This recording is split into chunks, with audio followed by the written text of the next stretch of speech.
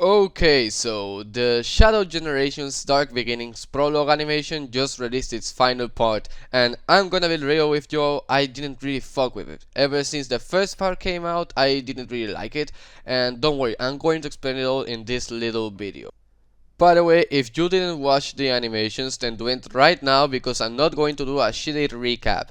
They are literally free and will take up 15 or so minutes of your time. With that out of the way, let's begin the jab session. First of all, the animation is pretty high quality, with great environments, effects, fluid motions and the like. I was disappointed that it used 3D models instead of traditional 2D because I'm a 2D diehard!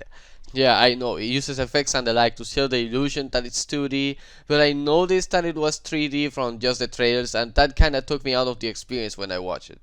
Music was also great and that song right at the end of episode 3 was a beauty. Now, let's open our favorite kind of worms, which is the actor writing, which I'm mixed upon. First, nothing fucking happens. Now, I don't expect much from some short animations meant to promote the game, but that doesn't mean I don't have a standard of how these play out, because Frontiers had a pro animation as well, which I think is better made overall. And I'm gonna compare them for this point because fuck you mean nothing happens? Now we know why Shadow didn't go to Sonic's birthday party. And it's like, yeah, but that could have been any fucking reason. Shadow could have been doing literally anything to miss the party and still get his shit rocked by the time eater. He's not a stationary character like Knuckles, who needed an explanation for his appearance in Frontiers, because he's always on his dumb island, isolated from the rest of the world. All you need to know as for why Shadow appears in the White Void is already explained in base generations. Now I hear you say, but at least now we know what Shadow's gonna do in the game and why. I can't see the point. Shadow's having schizophrenic episodes and suspects the return of the disgusting black creatures, so he goes to the Ark to make sure he's not going crazy, I guess. Of course, we know he's right because Black Doom has been revealed in the trailers and the schizo nightmares might pay off when he meets Maria in the game. My epic game theory here is that the game will begin with Shadow on the Ark moments before the Time Eater fucks shit up and sets the story in motion. Then he meets Black Doom and gives him the middle finger or something like that. These events are pretty much interchangeable and could have been explored somewhat in these animations even if it was just a little tease. Which is what happened in Frontiers. In that animation, not only we get reintroduced to Knuckles and the Echidna lore, set off his character arc in the game, build up mystery and hype about the Starfall Islands, but we also get a tease through the enemies, Guardians, one of the islands, and Sage, which all appear in the game. Heck, the track that plays when Knuckles fights the robots over here is from Frontiers. Now that was hyped on, right? What did Dark Beginning stays in triple the runtime? The Time Meter? The Bite of 87? Shadow still not being over his waifu dying? Talking of that, I didn't care for the Maria flashbacks. Yeah, it's cute and all, we get to see a bit more of how it's like, but the way they are written just screams tryhard to me. Like, we get it, Shadow's depressed, Maria is supported, I'm perfect, too bad she died. And the shot focuses on Shadow and the larva so dramatically. Maria stops her toe and falls to the ground because she has space AIDS. It's so exaggerated and pretentious how they want to sell us on their friendship and how sad and dark Shadow's backstory is, but we haven't seen an actual fucking moment of joy between these two. Professor Gerald made me the ultimate life form. I should be the key to all manner of medicines, curing you.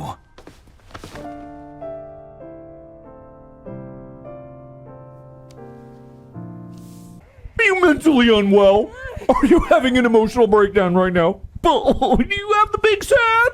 It's always Shadow using Maria as a glorified Discord venting channel, and that's how it's been portrayed ever since SC2. How this managed to fly under Ian Flynn's radar is beyond me because this is a long-standing problem with Shadow's character, which is why the best decision was for him to move on from his past and do other shit. But this is the year of Shadow, guys! We gotta reintroduce him to the audience so we can sell more toys. This means giving him schizo flashbacks again and regressing his character development from the original Shadow game as well as 06. If you played those games or at least watched the cutscenes like everyone else, you would know Shadow has moved on from his past, and this thread kept being consistent through the games and the comics or just ignored. Another weird inconsistency I noticed has to do with that scene where the gun commander appears and spits out the lore of 2005 Shadow the Hedgehog.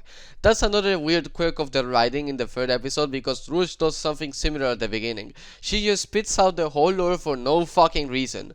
My bad, it was to set up a shitty one-liner. By the way, why does Shadow even have to raid the fucking gun base? I know so we have a cool action sequence, but like, isn't bro a gun agent at this point? I know O6 deleted itself from ever happening, but that doesn't undo all the development Shadow had under his belt by that point. Memphis, Tennessee or not, Shadow already had become a gun agent and stopped crying over Maria. Not like his relationship with Gun was messy during O6. He never got attacked by random soldiers just because he had to do his job. He's well trusted and recognized in the organization, so to just ignore that in the animation makes it seem like someone didn't check the lore enough, did a plot contrivance, was following the current guidelines, or is just a soft retcon and I'm digging way too deep into this. Whatever it is, it's weird. Here's a few more tangents that I didn't know where else to put in the script. From all I know, Shadow and Ember never duked it out in the arc, so seeing this is off-putting to me. Now, I might be wrong on this because I never beat Sonic battles, so correct me in the comments if I got it wrong. If I'm right, then this is just cheap fan service. Hopefully this gets explained in Shadow Generations, though I highly doubt it. Another complaint is the voice acting. I'm not that much of a fan of Shadow's current voice, and it's only now that I realize Rouge got a completely new voice direction which sounds like shit. Guess they're trying to make her sound cuter, younger, hotter, hot air? I don't know, but it sounds very inconsistent. Some lines are well made, but the majority were tough to get used to. In conclusion, I don't get the hype over these animations. Nothing from the game gets teased, the writing is a bit off, and overall it's just tied over substance. I'm worried about these issues carrying on to the game, but I would be happy to be proven wrong. Thanks for watching this little video, give it a like, comment, subscribe and join the Discord to make it more active. As for me, I'm fucking done.